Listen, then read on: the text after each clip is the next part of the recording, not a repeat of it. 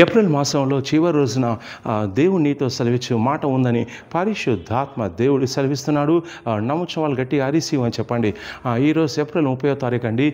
ఈ రోజు ఈ మాసంలో చివరి రోజు. సో కాబట్టి ఈరోజు పరిశుద్ధాత్మ దేవుడు నీతో సెలవిచ్చే మాట ఉంది. నమ్ముచున్న వాళ్ళు గట్టిగా అరిసివ్ అని చెప్పండి. ఈరోజు వచ్చే ప్రవచన వాక్యం ఏంటంటే ప్రార్థన చేసిన పరిశుద్ధాత్మ తెలియచేశాడు. అది యెషయా గ్రంథం 40వ అధ్యాయం 1-2 వచనాలు. మీకు దేవుడు సెలవిచ్చింది మాట ఏమనగా, నా జనులను ఓదాచుడి యెరూషలేముతో ప్రేమగా మాట్లాడుడి. ఆమె యుద్ధకాలం సమాప్తమయ్యను, ఆమె దోషము తీర్చబడను. పరిశుద్ధాత్మ సెలవిచ్చే మాట ఏంటంటే, ఈ మాసం ముగిస్తుండగా, నూతన మాసంకి వెళ్తుండగా ఇక మీ యుద్ధ కాలము ముగిసిపోయిన పరిశుద్ధాత్మ సెలవిస్తున్నాడు. మీలో చాలామంది చేసినటువంటి దోషాల విషయంలోను, తప్పుల విషయంలోను, ఎదుర్కొంటున్నటువంటి సమస్యలు, సంకటాల విషయంలోను, గొడవలు, తగాదాలు, కుటుంబ సమస్యలు, ఈ ఆరోగ్య సమస్యలు ఏమైతే మీరు ఎదుర్కొంటున్నారో వాడి విషయంలో మీరు చాలా సోల్సిపోయి ఉండి ఎన్నాలి కష్టాలు, ఎన్నాలి బాధలు అని చెప్తూ మీరు కన్నీరు కారుస్తూ గగ్గోలు పెడుతున్నారు. అయితే పరిశుద్ధాత్మ దేవుడు సెలవిచ్చే మాట ఏంటంటే, ఇక మీ యుద్ధకాలం సమాప్తమైంది. ఇక నా ప్రజలతో ప్రేమగా మాట్లాడుడి, నా జనుల్ని ఓదార్చమని పరిశుద్ధాత్మ దేవుడు సెలవిస్తున్నాడు. సో గతంలో నువ్వు అనేక సమస్యలను వెళ్ళి ఉండొచ్చు, నిందలు మోసి ఉండొచ్చు, క్రైస్తవ సమాజం కూడా చాలా అవమానం గుండా, కష్టకాలం కూడా వెళ్ళి ఉండొచ్చు, హింస ఉండొచ్చు, నీ జీవితంలో సప్పుల సమస్యలు ఎన్నో బాధలు కూడా వెళ్తుండొచ్చు. అయితే పరిశుద్ధాత్మ దేవుడు సెలవిచ్చే మాట ఏంటంటే, నేను నీకు సహాయం చేస్తాను, నీకు ఓదార్పు వస్తుంది. సో గతంలో జరిగినటువంటి కష్టాలను బట్టి, సమస్యలను బట్టి చింతిస్తూ వాటి గురించి ఆలోచిస్తూ బాధపడొద్దు. నేను బంగారు భవిష్యత్తులో నడిపిస్తానని పరిశుద్ధాత్మ దేవుడు సెలవిస్తున్నాడు. నమ్ముచాలు గట్టిగా అరిసిమని చెప్పండి.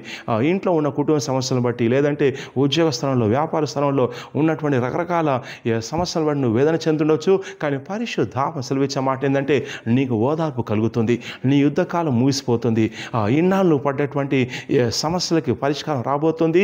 ఇక గతంలో ఉన్నటువంటి వేదన నుంచి నిన్ను విముక్తిని చేసుకోండి.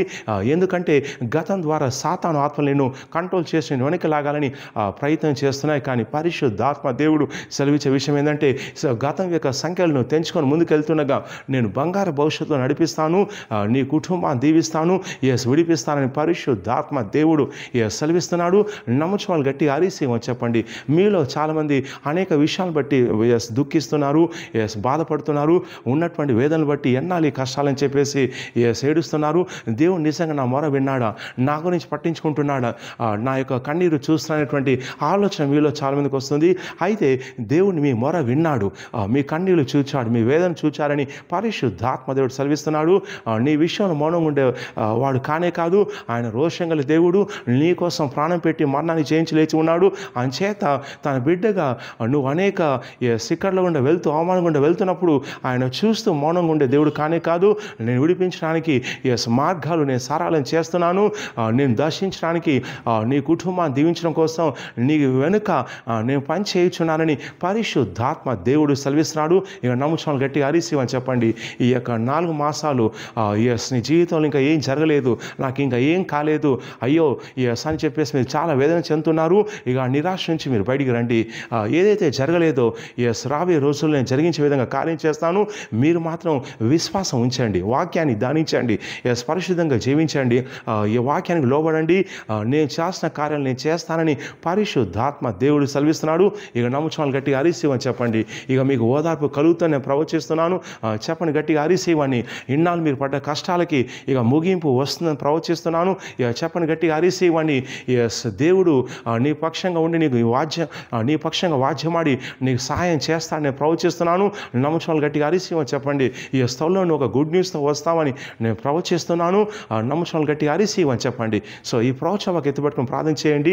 సో దయచేసి ఈ వీడియోను లైక్ చేయండి, షేర్ చేయండి, వాట్సాప్ గ్రూప్లో, ఫేస్బుక్ గ్రూపులో మీ స్నేహితులు, మీ బంధువులకు షేర్ చేసి వైరల్ చేయండి. అలాగే మాకు 4 యూట్యూబ్ ఛానల్స్ ఉన్నాయి, సబ్స్క్రైబ్ చేయండి. అలాగే మా యూట్యూబ్ ఛానల్ అటువంటి షార్ట్స్ ఉంటాయి, ఆ షార్ట్స్ చూడండి, విశ్వాసం మీకు వస్తుంది.